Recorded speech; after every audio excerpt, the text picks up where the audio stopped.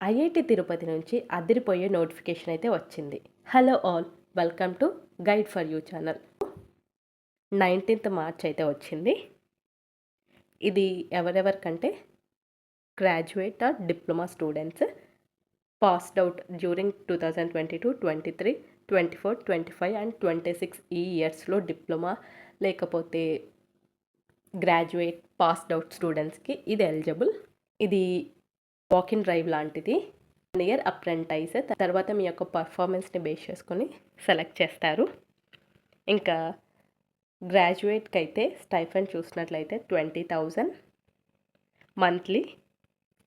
ఇంకా ఇక్కడ ఏ ఏ డిపార్ట్మెంట్స్ ఉన్నాయి అనేది క్లియర్గా ఇచ్చారు. తర్వాత దానికి సంబంధించిన క్వాలిఫికేషన్ ఏముండాలి అది కూడా ఇచ్చారు. దాని తర్వాత మనకి ఇక్కడ ఎన్ని పోస్టులు ఉన్నాయి, ఏ ఏ కేటగిరీకి ఎన్ని పోస్టులు ఉన్నాయి అనేది డీటెయిల్గా ఇచ్చారు.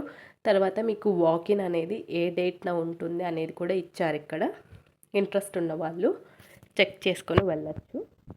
బీటెక్ రిలేటెడ్ చూసినట్లయితే centre of excellence, third one shop, ఇది బీటెక్ రిలేటెడ్. కెమికల్ ఇంజనీరింగ్, ఇది బీటెక్ రిలేటెడ్. తర్వాత సివిల్, ఇది బీటెక్ రిలేటెడ్.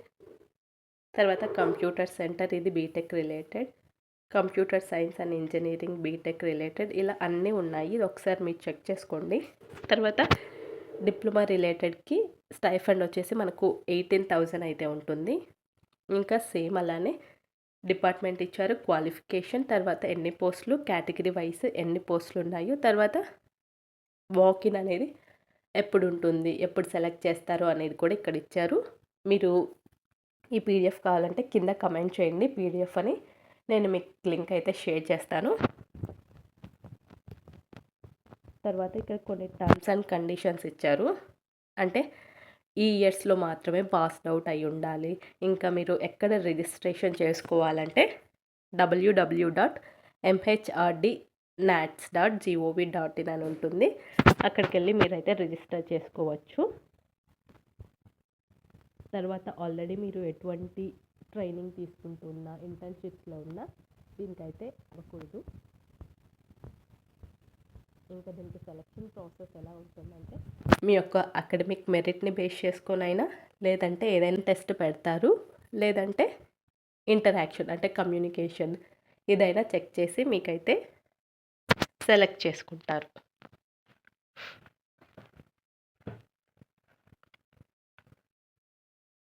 ఇంకా ఇక్కడ కొన్ని ఇన్స్ట్రక్షన్స్ అయితే ఇచ్చారు క్యాండిడేట్కి. అవి చూసుకున్నట్లయితే సెలక్షన్ ప్రాసెస్కి అటెండ్ అయ్యే ముందు మీరు ఈ ఎలిజిబిలిటీని మీట్ అవ్వాలి. నాట్స్ రిజిస్ట్రేషన్ అనేది కంప్లీట్ చేసుకోవాలి. మీకు 50 to 60% CGPA అనేది ఉండాలి. తర్వాత మీరు అప్లికేషన్ ఫామ్ ఫిల్ చేసేటప్పుడు మీ యొక్క సర్టిఫికెట్స్ని మ్యాచ్ అయ్యేలాగా డీటెయిల్స్ అనేవి పర్ఫెక్ట్గా ఇవ్వాల్సి ఉంటుంది. తర్వాత డాక్యుమెంట్స్ ఏమేమి క్యారీ చేయాలంటే 10th class mark sheet, graduate అయితే గ్రాడ్యుయేట్ పీసీ, లేకపోతే all semesters mark list, diploma అయితే డిప్లొమా మార్క్ లిస్టులు, తర్వాత కేటగిరీ సర్టిఫికేట్, తర్వాత ఫిజికల్లీ హ్యాండిక్యాప్ అయితే ఆ సర్టిఫికేట్, ఈడబ్ల్యూఎస్ సర్టిఫికేట్ ఇవి అప్లికబుల్ అయితే మాత్రమే. తర్వాత ఆధార్ కార్డు లేకపోతే పాన్ కార్డు ఏదో ఒకటి. తర్వాత మీ యొక్క bank passbook, medical fitness certificate ఒకటి, తర్వాత మీ యొక్క పాస్పోర్ట్ సైజ్ ఫొటోస్ ఇవైతే కావాలి. తర్వాత మీరు వర్క్లో ఉన్న మెయిల్ మాత్రమే ఇవ్వాలి అప్లికేషన్ ఫామ్ ఫిల్ చేసే అప్పుడు. ఇక్కడ ఇంట్రెస్ట్ ఉన్న వాళ్ళు ఇక్కడైతే అప్లికేషన్ ఫామ్ అనేది ఇచ్చారు, ఫిల్ చేసి మీరైతే దీనికి పోస్ట్ అనేది పంపించాల్సి ఉంటుంది. ఆఫ్లైన్లో మాత్రమే. డీటెయిల్స్ అన్నీ క్లియర్గా ఇవ్వండి. ఇదన్నమాట. ఇలాంటి మరెన్నో అప్డేట్స్ కోసం ఛానల్ని సబ్స్క్రైబ్ చేసుకోండి. Thank you.